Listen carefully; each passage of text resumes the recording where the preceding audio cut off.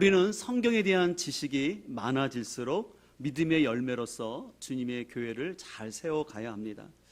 우리가 조심할 것은 바른 지식에 근거하지 않은 맹목적인 믿음도 조심해야 될 뿐만 아니라 지식만을 자랑하면서 주님의 교회를 섬기지 않는 것, 무관심한 것은 온전하지 않기 때문에 우리는 예수 그리스도를 아는 것과 믿는 것에 있어서 균형을 이뤄가야 합니다. 브라질은요 80%가 카톨릭 신자로서 하나님을 믿는 사람들인데, 이 브라질은 그 절도와 폭력, 마약이 난무하는 범죄율 1위 국가예요. 그래서 외국인들이 살기 가장 위험한 나라로 뽑혀 있습니다.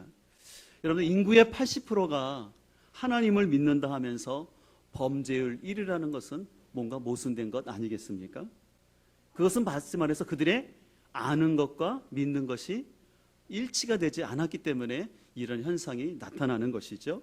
칼럼에 제가 라티노 수업이라는 책을 잠깐 언급했는데요. 거기 보면 블렌난트 옴네스 울티마 네카트라는 라틴어가 나와요. 그 뜻은 뭐냐면 모든 사람은 상처만 주다가 종국에는 죽는다라는 그 격언이 나옵니다.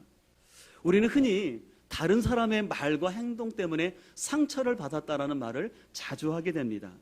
그러나 우리 내면을 정직하게 한번 돌아보게 되면요, 다른 사람의 말과 행동을 통해서 실은 자신 안에 있는 연약함이 드러난 거죠. 다시 말해서 타인에 의해서 상처받은 것이 아니라 자신 안에 감추고 싶었던 어떤 욕망이 있었는데 그것이 다른 사람에 의해서 드러난 것뿐입니다. 모든 사람은 상처만 주다가 종국에는 죽는다라는 말이요, 프랑스에 있는 한 지방 교회의 앞마당에 이렇게 있다고 합니다. 하필이면 왜 이 말이 교회 종탑에 쓰여져 있을까요? 성숙한 교회란 아무 상처가 없는 교회가 아니라는 것입니다. 스스로 자신의 마음을 잘 성찰하여서 자신의 죄인됨과 자신의 연약함을 깨닫고 그리고 상처 있는 사람끼리 더불어 살아가는 것을 배우는 것이 성숙한 교회입니다. 오늘 22절은 이렇게 말합니다. 너희는 유혹의 욕심을 따라 썩어져 가는 구습을 따르는 옛사람을 벗어버리라 라고 얘기하고 있습니다. 여기서 썩어져 가는 구습이라는 것은 뭐냐면요, 오염됐다라는 뜻으로서 믿기 전에 행하던 자기 중심적인 욕망을 말하는 거예요. 또 유혹의 욕심이라고 말하는데요, 이것은 복음의 진리와 반대되는 세상의 잘못된 거짓 메시지죠. 바라기는 성령 하나님의 조명하심 속에서 자신 안에 있는, 우리 안에 있는 옛사람의 모습을 잘 분별하고 벗어버릴 수 있기를 간절히 소망합니다. 우리가 하나님 안에서 거듭난 백성들은 하나님의 형상을 따라서 계속해서 의로움과 거룩함의 삶을 살도록 노력하는 것이에요.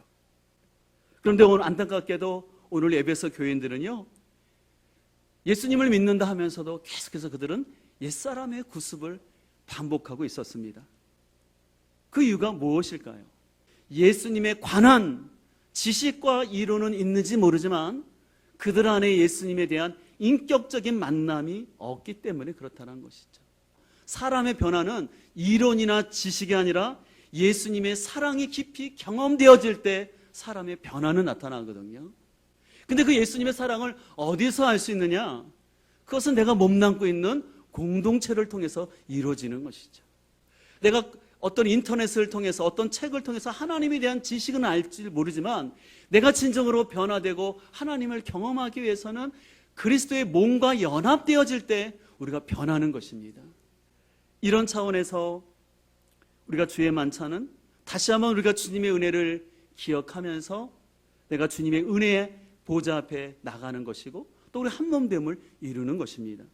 그래서 함께 있는 지체들과 함께 주님 앞에 나갔을 때 하나님이 우리를 한몸 되게 하시고 그리고 옆에 있는 그 지체들을 통해서 우리가 하나님의 사랑을 배워갈 수가 있는 것이에요.